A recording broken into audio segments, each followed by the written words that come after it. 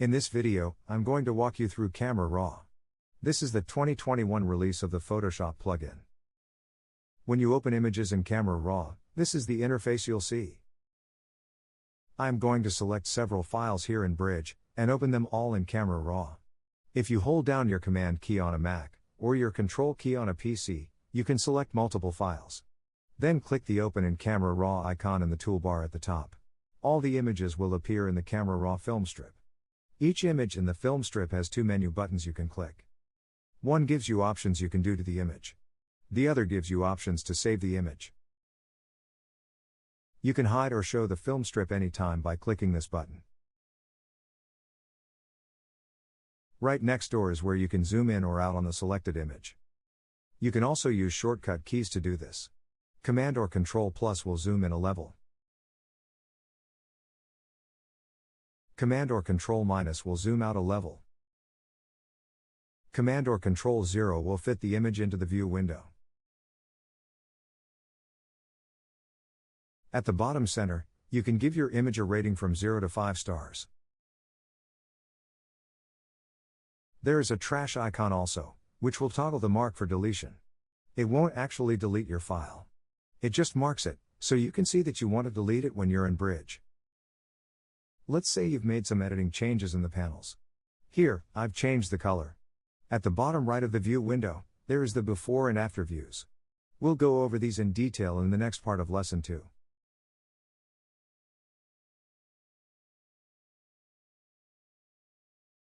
This is the histogram, a very important part of Camera Raw. It shows you a graph of the light levels in your image. Blacks and dark levels are on the left. Mid-light levels in the middle. And brighter light levels on the right side. These are the clipping warnings. I'll show you how they work momentarily. Click on them to activate them, they'll have a box appear. Click them again to deactivate them. The histogram is divided into 5 areas that you can manipulate by clicking and dragging. Let me show you how this works on an image. Here is a photo taken at Zion National Park in Utah. You can see this is an underexposed photo. Look at the histogram. Notice how the graph shows that most of the light levels are on the dark side of the graph. There are not many mid-level lights, and not any bright light at all in the image. You'll be asked to fix this photo later on in the lesson. Let me show you how to manipulate the light in the image, by adjusting the histogram. I do this by clicking and dragging the different sections in the histogram, and watching what happens in the image. The histogram is such a powerful means for adjusting light levels in your images. It's usually the first thing I look at, when I modify my own images. That made an amazing difference. Now I'm going to turn on the clipping warnings, and I'll show you how they work. Clipping warnings are used to show you when you have pushed things too far. Then you're actually losing image data. As I push the histogram to the right, you'll see 3 things happen.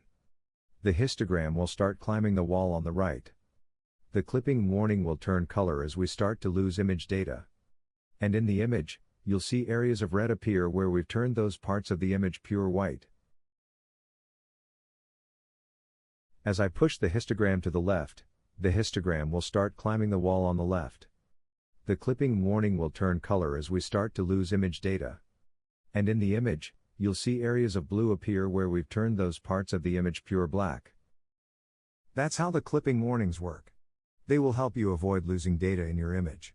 But they are only there to guide you. You are the artistic eye for the image you want to create. Photographers often push the histogram to the right, when they want to create a high-key image. Here is an example. They push the histogram to the left when they want to create a low-key image, like this one. Below the histogram are the editing panels. Each panel has a reveal icon on the left, which opens or collapses the panel.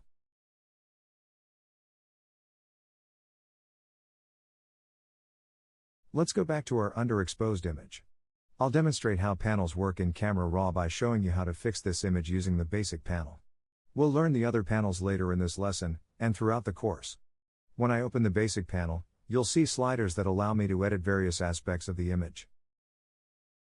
As I move the sliders, the histogram also reflects the adjustments I am making. Experiment with the sliders. See what they do when you slide them all the way to the right or left. Then adjust them where you want them to actually be. Double-clicking on the slider arrow will reset the slider. Keep an eye on the histogram as you move the sliders. The adjustments you make in Camera Raw are non-destructive. You can always go back to the original photo before you made adjustments. I'll show you one way to do that in Camera Raw. I'm going to close the basic panel. On the right is an eye icon. Click and hold on the eye icon to temporarily disable the changes you made in this panel. If you hold your Option key on a Macintosh, or Alt key on a PC, you'll be able to reset the panel, which will delete all the settings you've changed in that panel. To conclude this introduction to the Camera Raw interface, let me show you the other areas. Clicking this icon lets me convert and save an image. This icon will open the Camera Raw preferences. This icon toggles full screen mode. Just below that are the Camera Raw tools. Edit mode gives you the panels. Then you have the crop and rotate tool. Next is the spot removal tool. This is the powerful adjustment brush tool. Then you have the graduated filter tool. Here is the radial filter tool. The red eye removal tool. Snapshots. Presets. And a whole menu of other images settings. Down below, you have the zoom tool. The hand tool. This icon toggles the sampler overlay. And this toggles the grid overlay. Finally, you can cancel out of Camera Raw. Or you can click Done, and these non-destructive settings will be saved. Or you can click Open, which will then take this image and open it in Photoshop with your adjustments. That concludes this introduction to the Camera Raw interface. Take time to play around in it. Learn what each panel will do for an image. We'll be learning more about using Camera Raw in this lesson.